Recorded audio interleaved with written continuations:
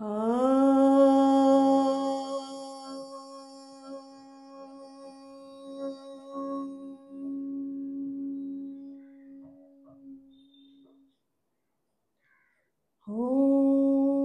सहना भवतु सहनौ भुनक्तु सह वीर्यं करवावहै तेजस्विनावधीतमस्तु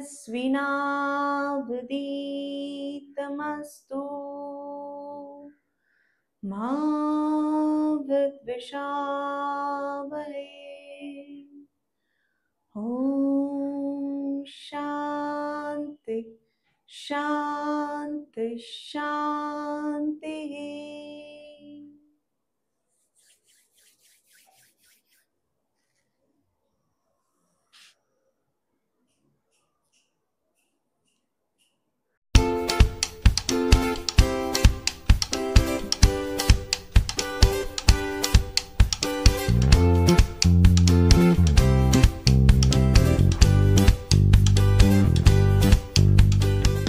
नमस्कार, प्रियाज कुकिंग मधल्या पॉडकास्ट प्लस रेसिपीमध्ये आपलं मनापासून स्वागत आहे।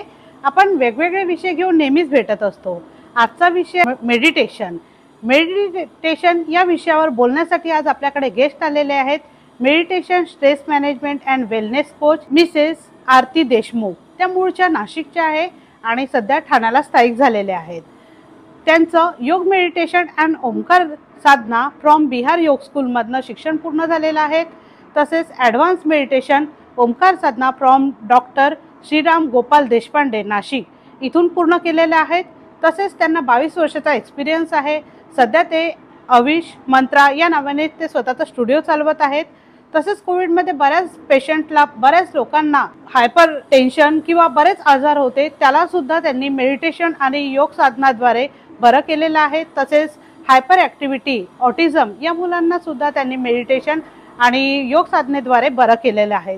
त्यांच्याचकडून आपण जाणून घेणार आहोत। व्हिडिओला सुरू करण्यापूर्वी व्हिडिओला लाईक करा आणि व्हिडिओ शेवटपर्यंत बघा। नमस्कार। नमस्कार आरती, आज आपण मेडिटेशन या विषयावर बोलणार आहोत। म्हणजे प्रेक्षकांना आपल्याला मेडिटेशन काय आहे नेमकं माहिती नाही। आपण एक एज झाल्यानंतरच त्या विषयाकडे जातो की मेडिटेशन किंवा ध्यानधारणा। पण आज तुझा अनुभव बराच आहे। तू ऑनलाईन ऑफलाईन दोन्ही क्लासेस चालवतेस आणि तू स्वतः सुद्धा करतेस। त्याचा तू अनुभव शेअर करू शकशील? नमस्कार, छान प्रश्न विचारलास प्रियांका। मेडिटेशन म्हणजे काय आणि कुठनं शिकले मी, याचा लोकांना फायदा कसा होतो? मेडिटेशन म्हणजे ही एक प्रत्येक व्यक्तीनुसार बदलणारी व्याख्या आहे। मेडिटेशन लहान मुलांसाठी वेगळी गोष्ट आहे, आध्यात्मिक लोकांसाठी मेडिटेशन वेगळं आहे।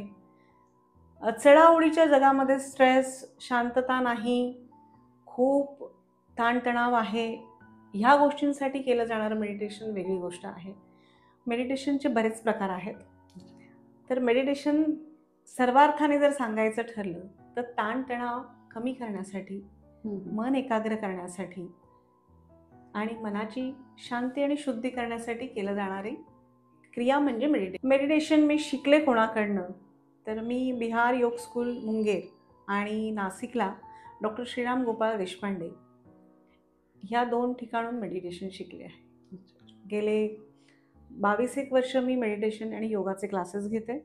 पूर्वी मी नाशिकला घ्यायचे आणि आता ठाण्याला शिफ्ट झाल्यापासून नाशिकतून ठाण्याला शिफ्ट झालं, ठाण्याला घेते ऑनलाईन ऑफलाईन दोन्ही क्लास। आणि मेडिटेशनचा जो फायदा आहे, तू म्हणाली याचे फायदे काय आहेत, तर ते मी तुला सांगितलं ताणतणाव किंवा एकाग्रता करण्यासाठी। पण मुळात मेडिटेशनचा फायदा लहान मुलांना, हल्लीच्या जगामध्ये कॉम्पिटिशन खूप आहे। म्हणजे शाळेतली कॉम्पिटिशन एक वेगळी आहे, घरात भावंडांमधली कॉम्पिटिशन वेगळी आहे, मित्रमैत्रिणींमधली कॉम्पिटिशन वेगळी आहे आणि सर्वात वाईट म्हणजे मुलांना पालकांचं जे प्रेशर असतं ते सर्वात वाईट आहे। त्यासाठी उपयोगात येणारी सर्वात चांगली गोष्ट म्हणजे मुलांसाठी मेडिटेशन आहे।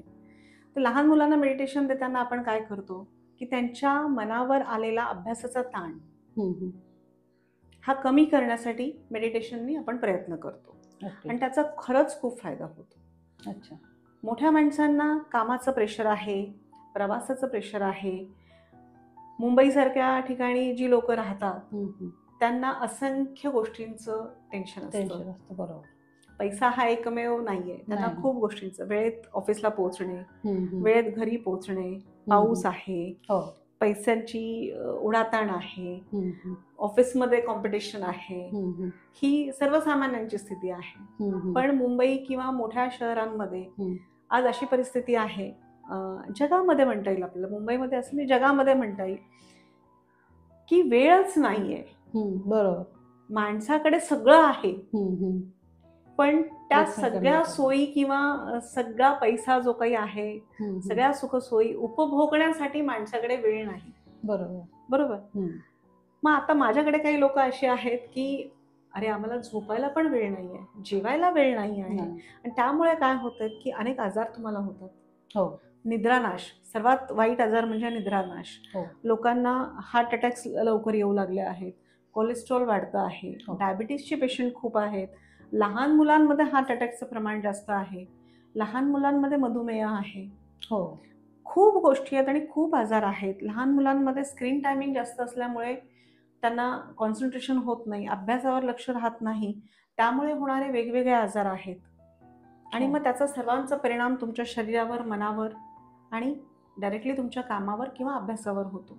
गृहिणींना टेन्शन आहे, मुलं वेळेत शाळेत जायला पाहिजे, घरातली माणसं वेळेत ऑफिसला जायला पाहिजे, वेळेवर स्वयंपाक झाला पाहिजे, अभ्यास मुलांचा वेळेवर झाला पाहिजे, आणि त्या सर्व याच्यामध्ये, या सर्व ताणतणावामध्ये स्वतःकडे लक्ष द्यायला गृहिणींना वेळ नसतो.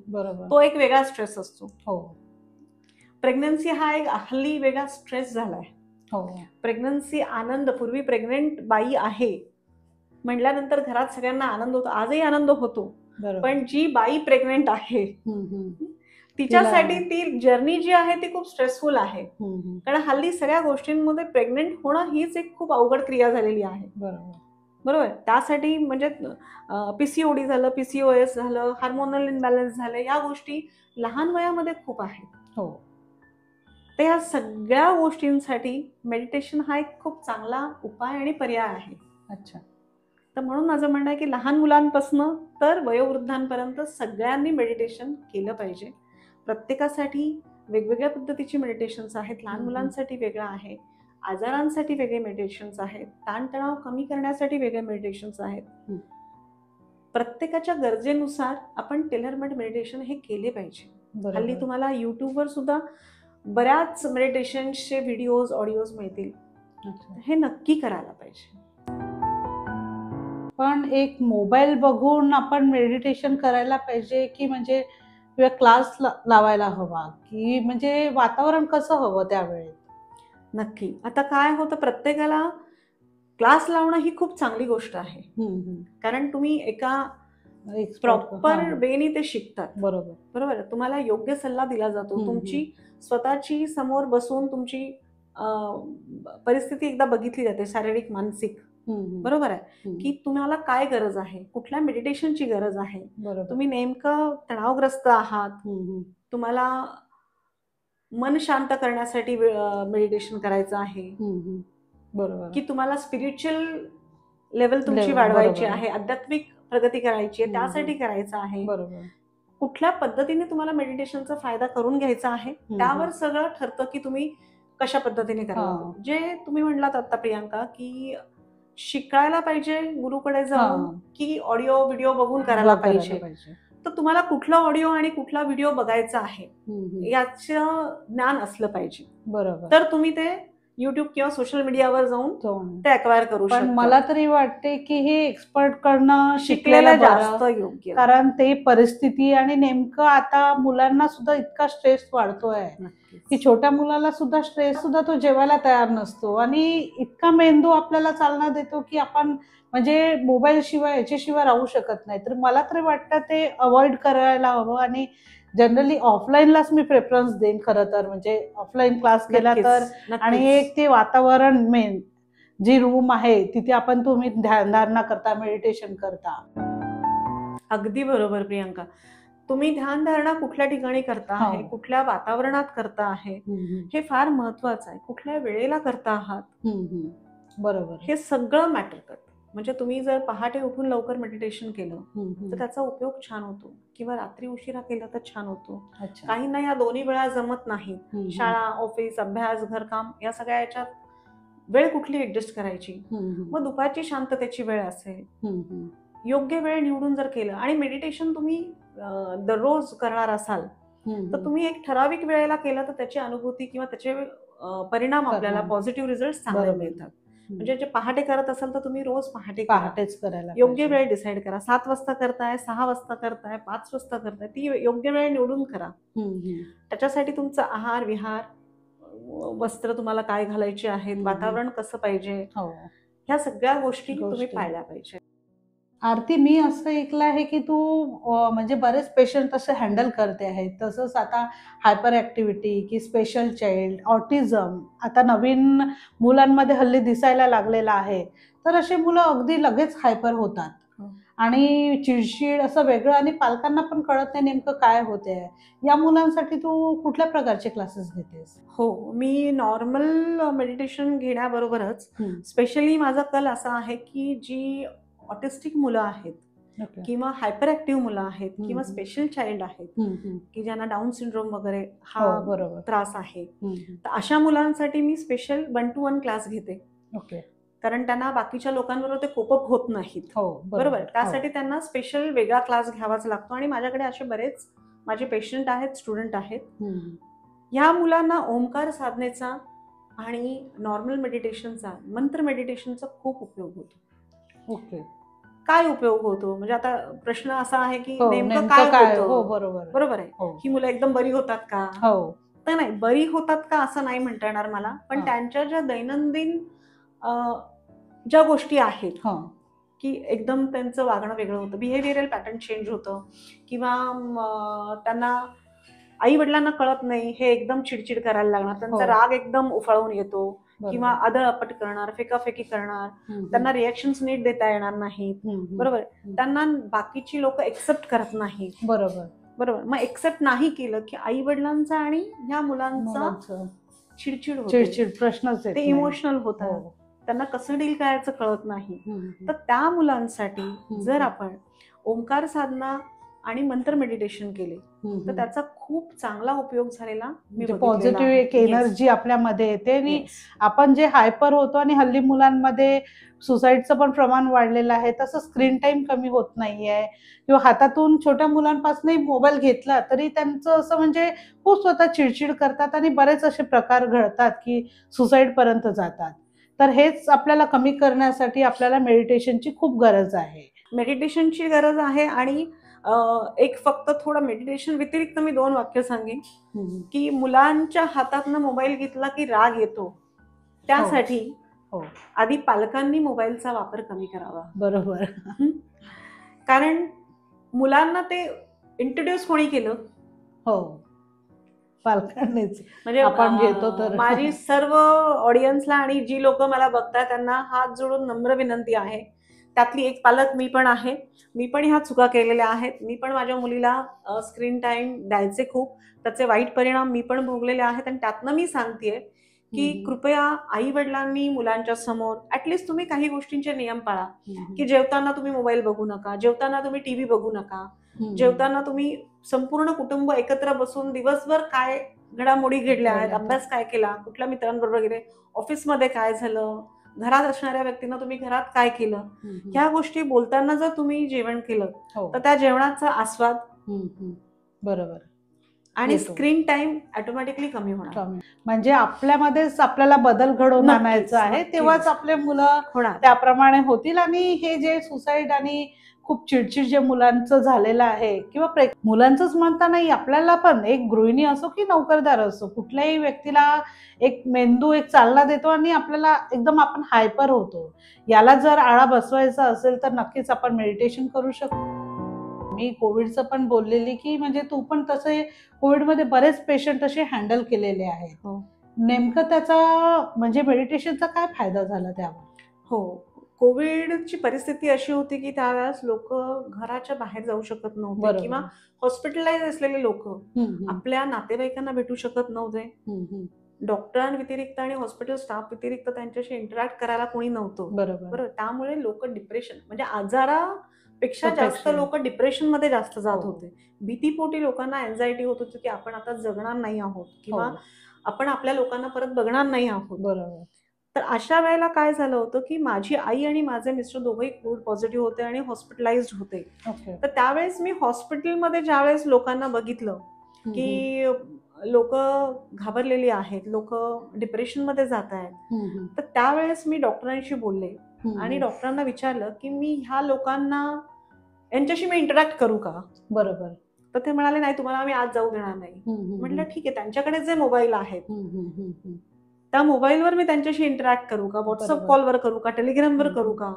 तर ती मला काही डॉक्टर्सनी, माझ्या ओळखीच्या काही डॉक्टर्सनी मला ती परमिशन दिली आणि त्याचा फायदा असा झाला की मी त्या पेशंट्सला जे डिप्रेशनमध्ये जात होते किंवा जे पॉझिटिव्ह थिंकिंग करूच शकत नव्हते किंवा लोकांना मिस करत होते, तर त्यांना मी सांगितलं की तुम्ही माझ्याशी बोला. मी त्यांच्याशी इंटरॅक्ट करायचे. ओके. मी त्यांना नुसतंच मेडिटेशन आणि योगा नाही सांगितलं, तर मी त्यांच्याशी एक मित्र-मैत्रीण म्हणून, एक फॅमिली म्हणून पण बोलायचे आणि हळूहळू मग मी त्यांना डायव्हर्ट केलं की तुम्ही मेडिटेशन करा, तुम्ही प्राणायाम करा. आणि त्या काळात ज्या लोकांनी प्राणायाम मेडिटेशन केलं कोविडच्या पेशंट्सनी, त्या लोकांना त्याचा खूप चांगला फायदा झाला. ते लवकर रिकव्हर झाले आणि त्यातले बरेच लोक माझे आजही स्टुडंट्स आहेत. Very good. आणि हा खूप छान एक्सपिरियन्स होता की म्हणजे आपण शारीरिक आजार तर असतोच, पण एक मानसिक आजार जडला तर तो लगेच निघणं कठीण असतं. त्यामुळे मेडिटेशन हा उपाय असू शकतो. प्रेक्षकांसाठी तुम्ही कुठली रेसिपी बनवणार आहात? हो, मेडिटेशन, ध्यानधारणा, योगा करताना सात्विक आहार असणं फार महत्वाचं आहे. बरोबर. हल्ली बऱ्याच आजारांचं कारण आहे की तामसी आहार खूप केला जातो. हो. बरोबर. किंवा जंक फूड खूप खाल्लं जातं. हो. तामसीपेक्षा सुद्धा मी म्हणेन की जंक फूडकडे हल्लीच्या सगळ्याच, म्हणजे लहान मुलापासून वयस्कर माणसांपर्यंत सगळ्यांचा कल हा जंक फूडकडे किंवा इन्स्टंट फूडकडे खूप आहे. व्हरायटी पाहिजे लोकांना. बरोबर. तर त्याच्यामध्ये जंक फूड खाल्ल्यामुळे बरेच आजार होऊ शकतात. तुमचा मेंदू हळूहळू स्लो व्हायला लागतो. बरोबर. Junk food. बरोबर आहे. त्यासाठी सात्विक आहार असला पाहिजे. आज आपल्या कार्यक्रमात मी ऑइल फ्री रेसिपी तुम्हाला दाखवणार आहे. ऑइल फ्री एक भाजी मी तुम्हाला करून दाखवणार आहे. आणि माझी 12 वर्षाची मुलगी आहे, तिच्यासाठी मी आठवड्यातनं 3 वेळा ऑइल फ्री जेवण बनवते. ओके. आणि मी कुकरचा वापर मोस्टली करत नाही. अच्छा. अगदीच इसेन्शियल असेल, वेळ नसेल त्यावेळेला मी कुकरचा वापर करते, पण मी शक्यतो डाळी किंवा कडधान्य आधी भिजवून, वेळ लागला तरी चालेल, पण मी शांतपणे कुकरवर न वापरता गॅसवर पातेल्यात शिजवूनच करते. कारण आहाराकडे आपण वळणारच आहोत, कारण प्रियाज कुकिंग हे कुकिंगचं चॅनल आहे. आणि पॉडकास्ट सोबत का, तर आपण लोकांना जेवढी माहिती देता येईल आणि स्पेशली एक्सपर्ट कडनं आपण जाणून घेतो की त्यांच्याकडे जी माहिती आहे तीच आम्हाला, प्रियाज कुकिंगचा हाच उद्देश आहे की बरीच आपल्याला माहिती असते पण आपण लोकांना नाही देऊ शकत. तर त्यासोबतच हेल्थ आणि आहार हा पण महत्वाचा आहे.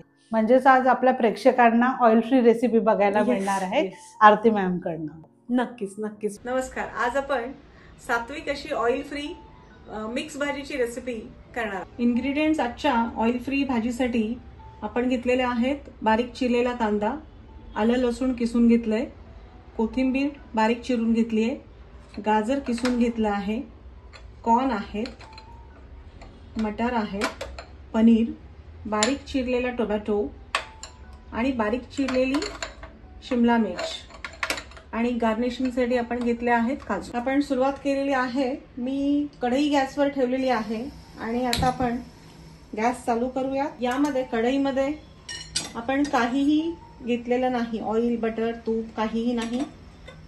रिकामी कढई आपण गॅसवर ठेवलेली आहे. कढई व्यवस्थित तापवून घ्यायची आहे फुल गॅस करून. आणि कढई तापली त्यानंतर आपल्याला हा मसाल्याचा डबा जवळ ठेवायचा आहे. यामध्ये मी जिरं मोहरी टाकून घेणार आहे. पण ऑइल नाही आहे तरी जिरं मोहरी कशी काय फुटणार? बघा बघा कशी फुटते, छान कशी तडतडणार ती बघा. कारण तळतळायला हवी ना. जनरली आपण ऑइल फ्री भाजी बनवत नाही आणि छान तडतडणार आणि छान ते रेसिपी पण छान होणार, तुम्हाला खूप आवडणार. आवाज ऐका. आवाज हो छान तडतडते. गरज आहे का ऑइलची? नाही. ही छान अशी आपली मोहरी आणि जिरं तडतडलं आहे. गॅस बारीक करायचा आहे आणि यामध्ये आता आपल्याला बारीक चिरलेला कांदा डायरेक्ट टाकून घ्यायचा आहे. आणि हा बारीक चिरलेला कांदा हळूहळू आपण परतवायचा आहे. यामध्ये जरासं मॉइश्चर पाहिजे म्हणून थोडंसं मीठ टाकायचं आहे. छान असा आपला कांदा गुलाबीसर होईपर्यंत असा परतवायचा आहे. याच्यात अगदी नावाला आपण थोडंसं पाणी टाकणार आहोत. कांदा खाली कढईला चिटकायला नको आहे किंवा करपायला नको आहे. तुम्ही बघू शकता जसा आपण तेलात कांदा परतवतो तसाच कांदा परतला जातोय. आपण इथे कुठल्याही प्रकारचं ऑइल टाकत नाही. हे पाणी आहे. मला वाटेल की काय टाकतीये, पाणी आहे. थोडं थोडं जसं आवश्यकतेनुसार पाणी ऍड करायचंय आणि अतिशय छान कांदा आपला परतलेला आहे. अजून थोडं पाणी आपण टाकून घेऊया. ऑइल फ्री कुकिंग करण्यासाठी जे फायदे जे आहेत की तेलाला तशी स्वतःची काही चव नसते, बरोबर. तुम्ही तेल टेस्ट करून बघा, तेलाला काही चव नाही. खोबऱ्याच्या तेलाला कदाचित चव असेल पण बाकी तेलाला अशी काही चव नसते. आणि तेल खाल्ल्याने नुकसानच होतं, फायदा कुठलाही होत नाही. कोलेस्ट्रॉल वाढतं, वजन वाढतं आणि पैसे पण जातात खूप सारे. तर ते आपल्याला वाचवायचे असतील तर ऑइल फ्री कुकिंग करायला पाहिजे. हार्टच्या दृष्टीने, कोलेस्ट्रॉलच्या दृष्टीने अतिशय उपयुक्त असं आहे. आणि शरीराला तेल हवं असतं, शरीराला वंगण पाहिजे म्हणून तुम्ही साजूक तुपाचं प्रमाण घ्या. वरण भातावर किंवा भाजी झाल्यानंतर तुम्हाला पाहिजे असेल तर थोडंसं साजूक तूप टाका. चपातीला साजूक तूप लावा. चांगलं तूप लावलं तर शरीराला वंगण पण मिळतं. आणि पाहिजे असेल तर मग तुम्ही फ्लेक्सीड्स खा, अळशीच्या बिया, सूर्यफुलाच्या बिया खा. त्याच्यातनं तुम्हाला तेल मिळतं. तीळ आणि शेंगदाण्याचा वापर, खोबऱ्याचा वापर तुम्ही चटणीसाठी करू शकता. त्याच्यातनं तेल आपल्या शरीराला आणि आरोग्यासाठी जेवढं आवश्यक आहे तेवढं मिळू शकतं. छान खमंग असं कांद्याचा सुवास येतोय आणि कांदा आपला तुम्ही बघू शकता कांदा छान परतला गेलाय. आता यामध्ये आपल्याला टोमॅटो घालायचा आहे आणि टोमॅटो एका साईडला ठेवायचा आहे आणि एका साईडला आलं लसूण पेस्ट टाकायची. ही पेस्ट नाहीये, म्हणजे बारीक किसलेला आहे. मी बारीक किसून घेते कारण ते ना छान आपल्याला चव त्याची छान लागते. दाताखाली येतो, छान लागते चव. तुम्हाला पाहिजे तर तुम्ही पेस्ट पण करू शकता. मंद आचेवर छान कांदा, आलं लसूण पेस्ट किंवा आलं लसूण किसलेलं आणि टोमॅटो बारीक चिरलेला आपण हा छान परतवून घ्यायचा आहे. तुम्ही बघू शकता कढईला कुठेही हे करपत नाही, लागत नाही. पण ही नॉनस्टिक कढई सुद्धा वापरलेली नाहीये. नाही, मी नॉर्मल स्टीलच्या कढई, मी नॉनस्टिकची भांडी वापरत नाही. मी कुकर पण क्वचितच वापरते. स्टीलच्याच भांड्यांमध्ये मी स्वयंपाक करते. आरोग्याच्या दृष्टीने नॉनस्टिक भांडी वापरणं चांगलं नाहीये. त्यामुळे आपल्या सगळ्या व्ह्युअर्सला मी सांगेन की तुम्ही पण नॉनस्टिकची भांडी वापरत असाल तर प्लीज वापरू नका. छान खमंग वास येतोय. थोडं मीठ आपण अजून ऍड करायचं याच्यामध्ये आणि थोडं पाणी ऍड करायचंय. आणि आता थोडा गॅस मोठा करायचा आणि छान आपण टाकलेला कांदा, टोमॅटो आणि आलं लसूण किसलेलं हे छान शिजू द्यायचंय. एकजीव होईपर्यंत चांगलं शिजू द्यायचंय. पटकन होते भाजी, फार वेळ लागत नाही. म्हणजे घाईच्या वेळेस आयत्या वेळी आपण करू शकतो. हे जे मी इन्ग्रेडियंट्स टाकले आहेत ते तुम्ही पेस्ट करून पण टाकू शकता. तुम्हाला जर घाई असेल, एवढं पेशन्स नसतील की कांदा वगैरे परतवायचे, तर हेच इन्ग्रेडियंट्स तुम्ही पटकन मिक्सरला फिरवून हे डायरेक्ट तडतडलेल्या जिरं मोहरीवर फक्त जरा मीठ टाकायचं म्हणजे चिटकत नाही आणि शिजतं पटापट. आता याच्यामध्ये आपण बाकीचे मसाले टाकून घेऊया. गॅस मी मुद्दामून थोडा मोठा केला आहे. हा मसाले टाकण्याआधी गॅस मी परत जरा मंद करून घेणार आहे. याच्यामध्ये आपण टाकूया पाव चमचा हळद, 1 चमचा लाल मिरची पावडर, अर्धा चमचा गरम मसाला आणि परत अर्धा चमचा मीठ टाकूया. मीठ टाकते. आधी पण आपण थोडं मीठ टाकलं. घातलं. कांदा आणि टोमॅटो परतवताना आपण मिठाचा वापर करायचा आहे. त्याला एक छान चव पण येते. जी लोक तेलात भाजी करतात त्यांनी सुद्धा कांदा परतवताना मीठ टाकावं. त्याचा छान चव आणि क्रिस्प छान येतो कांद्याला आणि लगेच शिजतं. लगेच शिजायला शिजतं पण. हां, हो, शिजायला बरोबर. मदत होते. तुम्ही बघू शकताय की कांदा आणि हे मसाला किती छान हे झाला आहे. त्याचा रंग पण खूप छान आलेला आहे. कुठलाही तेलाचा आपण वापर केलेला नाहीये. हो, फक्त आवश्यकतेनुसार आपण यात पाणी ऍड करत गेलेलो आहे. तेलाला स्वतःची अशी काही चव नसते. म्हणजे तेल फक्त चमचमीतपणा येण्यासाठी आपण वापरतो. तुम्ही जर का तेल टेस्ट करून बघितलं नुसतंच तर तेलाला स्वतःची अशी काहीही चव नसते. ओके. त्यामुळे तेल नाही खाल्लं तरी काही होणार नाही. ओके. तेल न खाण्याचे बरेच फायदे असे आहेत की तुमचं कोलेस्ट्रॉल मेंटेन राहतं. आता आपण एक एक इन्ग्रेडियंट्स या सगळ्या भाज्या एक एक आपण आता हा मसाला आपला पूर्ण छान शिजला आहे आणि याला छान असा रंग पण आलेला आहे. तुम्हाला आणखीन छान रंग हवा असेल तर याच्यात तुम्ही काश्मीरी मिरची पण घालू शकता रंगासाठी. आता मी यात कॉर्न घालणार आहे. त्याचबरोबर मटार घालणार आहोत आपण. शिमला मिरची, गाजर हे आधी आपण सगळं छान परतवून घेणार आहोत. पनीर अगदी शेवटी घालायचं नाही तर पनीर तुटू शकतं. आपण भाजी परतवताना हलवताना पनीर क्यूब्स आपले तुटू शकतात. भाजीला रंग खूप छान येतो या, कारण वेगवेगळ्या कलरच्या भाज्या याच्यामध्ये आहेत. मटार आहे, कॉर्न आहेत. आता सगळ्या भाज्या आपण याच्यात टाकून घेतल्या आहेत आणि या सगळ्या भाज्या छान परतवतोय आपण. थोडंसं पाणी घालूयात भाज्या शिजण्याकरता आणि गॅस थोडा फुल करूया. 1-2 सेकंदाकरता आपण याच्यावर झाकण ठेवणार आहोत म्हणजे जरा वाफ येईल. लहान मुलं भाज्या खात नाही असं सगळ्या आयांचं म्हणणं असतं की माझी मुलं कुठल्याच भाज्या खात नाही. त्यांच्यासाठी ही रेसिपी खूप छान आहे. कलरफुल आणि अतिशय पौष्टिक आणि विदाऊट ऑइल. आणि सगळ्या भाज्या मुलांच्या जातात ज्या आरोग्याला आवश्यक आहेत की मटार खाल्ले पाहिजे, गाजर खाल्ले पाहिजे, कॉर्न खाल्लं पाहिजे. शिमला मिरची मुलं आवडीने खात नाहीत तर ती पण याच्यात जाते. कांदा, टोमॅटो, आलं, लसूण सगळ्या गोष्टी जातात आणि मुलं आपली ड्रायफ्रुट्स खायला कंटाळा करतात. म्हणून मी थोडंसं याच्यात प्रयत्न केला आहे की मी बाकीच्या पण गोष्टी कधी कधी टाकते, पण आज दिसायला छान दिसलं पाहिजे. आणि प्रियाज कुकिंगच्या आपल्या चॅनलसाठी हे कुक करताना मी म्हणलं ही छान अशी हेल्दी रेसिपी बनवूयात. त्यासाठी मी फक्त काजू घालणार. तर ही भाजी आपली मटार, कॉर्न, गाजर हे छान शिजलेले आहेत. यामध्ये आपल्याला पनीर क्यूब्स टाकायचे आहेत.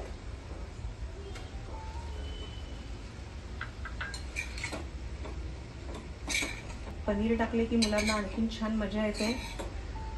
लहान मोठी सगळी जण ही भाजी खूप आवडीने खातात.